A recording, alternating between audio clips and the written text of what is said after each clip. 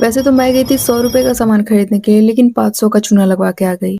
तो एक दिन में दोबारा सो के उठने के बाद मेरी शाम वाली सुबह कुछ ऐसी होती है और उठते ही मुझे चुल मचती है सैंडविच खाने की। अब सैंडविच खाना है तो सैंडविच का सामान भी तो होना चाहिए। तो फिर क्या, हम चले गए सामान लाने के लिए, जिसमें हमें सिर्फ ब्रेड और टोमेटो सॉस लेके आना था। लेकिन ये क्या, मार्केट जाते जाते हमने ये देखा कि हमारे रोड साइड जितनी भी पेड़े थी सबकी कटाई चल रही है। और अभी यहाँ पे रोड साइड जितनी भी पेड़े दिख रही है ना, सब कटने वाली है। फिर अच्छा ही है कि पेड़ कट रहा है, क्योंकि रोड की वजह से जाम तो लग ही रहे थे, ये साइड वाले पेड़ की वजह से और जाम लग जा रहा था। और फाइनली सिर्फ 2 चीजें खरीदने के लिए हम इतनी दूर से चल के आए हैं स्मार्ट पॉइंट पे। और यहाँ पहुंचते ही हमारी खोपड़ी 80 की स्पीड से चलने लगती है, जैसे इसका हाथ चल रहा है, क्योंकि ये अपना मानसिक संतुलन खो चुका है कि हम यहाँ पे सिर्फ 2 चीजें लेने आए हैं। तो गाइस घर से तो यही सोच के आए हैं कि हम लोग को एगो टमाटो सॉस लेना है और ब्रेड लेना है, लेकिन यहाँ आके मन हो रहा है कि सब ले लें, और ये सब लेने पे तुलियो गया है। और इसके साथ साथ मेरी भी बुद्धि भ्रष्ट हो गई है, और जो चीजें मुझे दिख रही है वो सब मुझे लेना है। और यहाँ आते आते मैं सच में भूल चुकी हूँ कि मैं सिर्फ 2 चीजें लेने आई हूँ। और चीजें भी मैं ऐसे ऐसे ले रही हूँ ना कि अगर मैं इसको घर लेके चली गई ना तो मम्मी इसको तो कचड़े के डब्बे में फेंकेगी, साथ में मुझे भी फेंक देगी। तब हमरा बुझा गइल बा कि हमरा वह चीज लेवे के बा जौन चीज हमरा जरूरी बा। लेकिन जरूरी के सामान तो दुइये गो रहला, लेकिन है ना तो हमार बास्केटो भर गइल बा। बाबू को थोड़ा छूट के दिए कि जाओ तुमको जो खाना है वो ले लो, तो बाबू तो अंगुरी धरते धरते पहुंचा धरने लगे। कहाँ ये 5 रुपए वाला भुजिया खाते हैं और कहाँ 1 किलो वाले भुजिया पे नजर बैठा के रखे हैं। तो फिर क्या, मैंने भी इसको 10 रुपए वाला चॉकलेट पकड़ाया और इसको भुलिया दिया। और कहाँ हम 2 सामान लेने के लिए आए थे और बास्केट भर के बिलिंग काउंटर पे खड़े हैं बिलिंग कराने के लिए।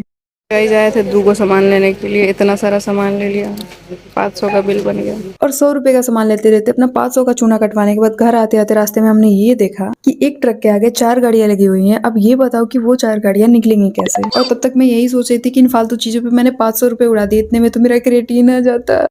Can you see this guys. बाकी सब तो ठीक है, लेकिन मेरे रिलायंस वालों से ये गुजारिश है कि कृपया करके अपना कैरी बैग चेंज करें।